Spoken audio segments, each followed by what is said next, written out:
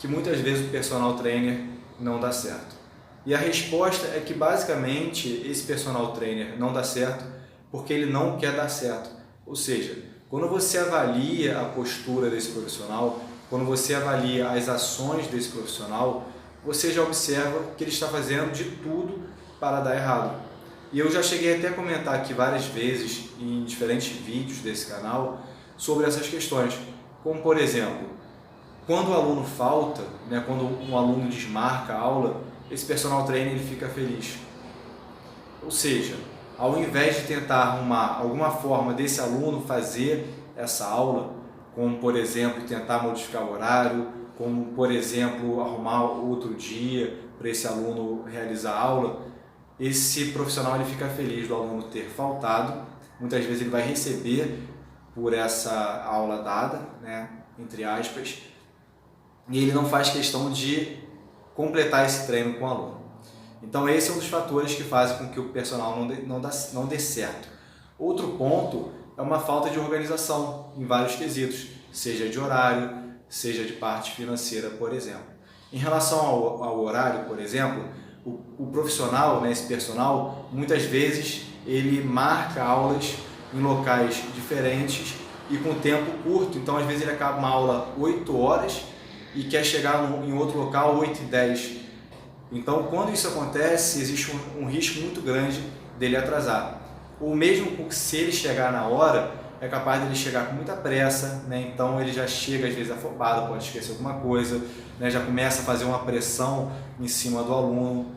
Então, já não é muito legal. Em relação à parte financeira, que é uma das questões que muitos profissionais reclamam, é que é uma profissão, né, ou um segmento da educação física que é instável. E é instável porque, mais uma vez, o profissional, o personal, ele não consegue fazer o controle das suas finanças.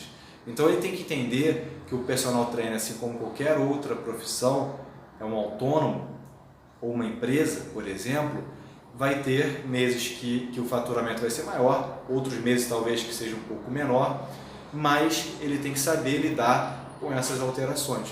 E por isso ter, né, um controle dessa entrada, por exemplo, e da saída também, entender o quanto que está entrando, o quanto que está saindo e fazer uma reserva desse montante para possíveis, né, perdas futuras é importante. Só que o personal ele também não pensa nessa questão.